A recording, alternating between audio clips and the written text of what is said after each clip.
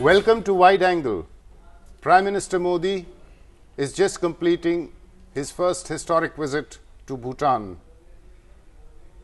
To discuss the implications of this visit and the importance that it reflects for Bhutan-India relations, we are joined here today by Nilova Roy Chaudhary, Chief Editor of the Indian Review of Global Affairs. Welcome.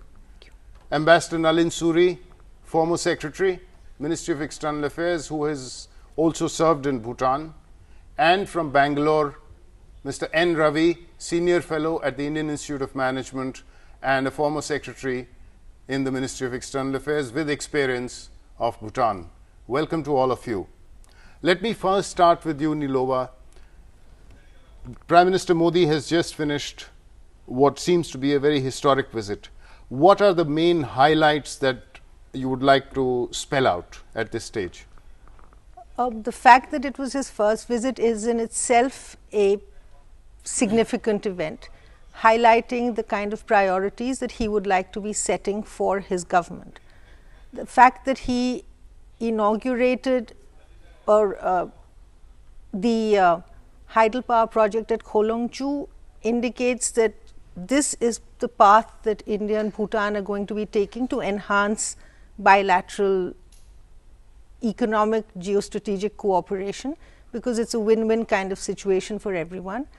Mr. Modi addressed the Bhutanese parliament and perhaps for the first time ever was greeted with actual hand claps and applause, which is indicative of how much they appreciated what it was that he was saying.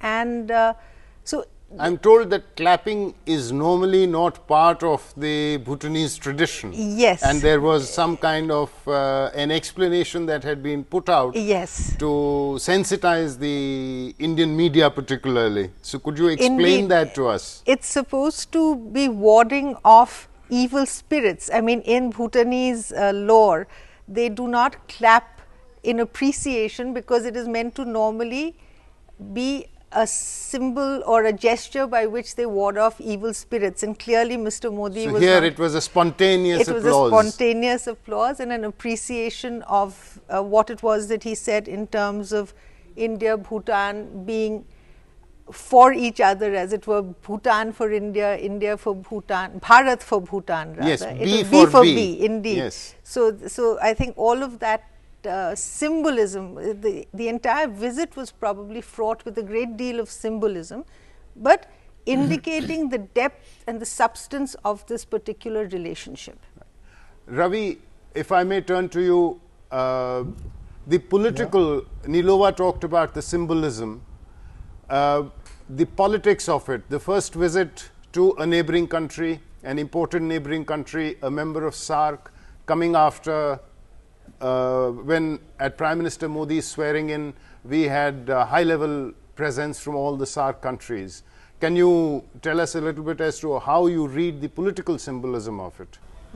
Without doubt, it's been a very remarkable step, as it's been the first visit abroad by Prime Minister Modi.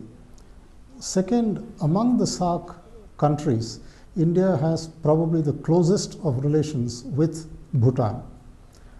Apart from the usual traditional relationship that we have had over 3 generations, there was a time when Bhutan had only India to look up to, and then as Bhutan opened up, we had a situation where India and many other countries and their aid agencies assisted Bhutan. And today we have a situation where there is a lot of information not only about India, but about the world in Bhutan, so that they have a choice of accepting assistance from different countries and different sources in the world. But India still Prime remains... Minister Modi's visit... Sorry, but I was just coming to say that... I was just going to point out that India still remains the primary cooperation partner for Bhutan, even though their sources of cooperation have increased. Precisely, because India is the most competitive and among the developing countries, India has been the most efficient country that has cooperated with Bhutan in many areas. Hydroelectric sector, of course, stands out without doubt. But in setting up of industries, in training their human resources, in building their communication infrastructure, the examples are many. Today's visit of Prime Minister Modi actually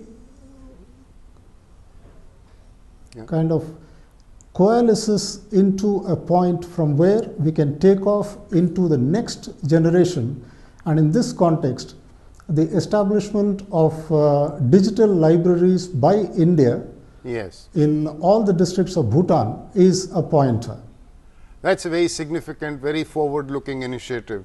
If I can turn to you, Nalin, apart from the political symbolism, there is also the fact that Bhutan is a strategic partner, very important strategic partner. We have had the India-Bhutan Treaty of Friendship, which has been modernized, shall we say, in 2007. So the first visit to Bhutan and the strategic significance of that, can you help us understand that? Well, I think the strategic significance partly, of course, is dependent on the fact that Bhutan's geographical location is such that it's very important for us. But there is in this whole process of our relationship with Bhutan, there has been an underlying belief that we are good for each other. And I think this there's a comfort level. There's a comfort level. Obviously, there are areas where we don't agree with each other, but the comfort level is of a very high order. And as Ravi explained, the fact that Bhutan has now opened out to the rest of the world and yet believes that India is its most important partner, its partner of preferred choice, I think reflects a strategic decision taken by Bhutan to look towards India to meet the bulk of its requirements. And if you look at the way the hydroelectric program is working, it actually binds the two countries together. And I think that is part of the strategic arrangement. It's not simply a question of the military or the domestic. After all, the strategic aspect also covers the fact that you've had situations where we've had extremists from India look for refuge in Sakar in Bhutan, and they've been thrown out of Bhutan. And well, with cooperation at the highest levels. Absolutely. So, I think this has to, that's why the strategic relationship with Bhutan covers many aspects. There is, of course, the pure and simple geostrategic aspect, the territorial aspect, the economic aspect, and the internal security aspect as far as India is concerned. And Bhutan has always met us more than halfway. Can you also throw some light on the India-Bhutan Friendship Treaty? Because that goes back to 1949, and then it was in 2007 that it was sort of modernized or made more relevant in contemporary terms. So what are the significant aspects of this particular treaty, which has not only been with us for a long time, but is also seen today as an important element of binding the countries together? I think whatever element the 49 treaty had in it, which suggested that there was some kind of limitation on Bhutanese sovereignty, has been taken out of the 2007 treaty. And I think this is important to modernize. That's why I'm glad you used the word modernize. It is important to modernize the treaty. It was a long-standing Bhutanese requirement, and I think a requirement which we were very empathetic with over the years. And I think particularly in this century, the level of comfort with Bhutan became so high that it was not a problem to amend the treaty completely. But the new and yet retain all the positive elements. All the positive elements. You have a free trade area. You have freedom of movement of people. You have collaboration in defense. I mean, you have a commitment on both sides that neither will allow itself to be used against the other. So everything that you need from a preferred partner, from a strategic partner, from a good neighbor is there. Everything that Bhutan needs from a good preferred strategic partner is there. And so you modernize the treaty, and I think it's good for both countries, and it's in keeping with the 21st century.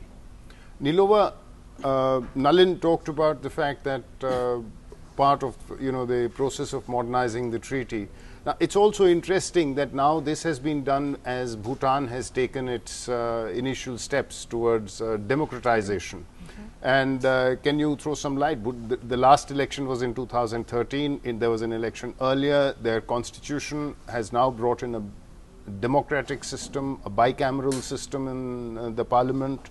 So perhaps you could tell us a little bit about that. Well, it's I think the monarchy in Bhutan has been phenomenally visionary to that extent.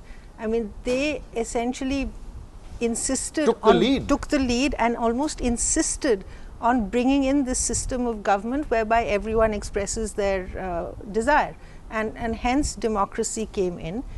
I mean, literally it is probably unparalleled in the world that you have a situation where the monarchy actually is demitting its own powers and ushering in an era where the people will begin to sort of rule themselves. Any historical parallels?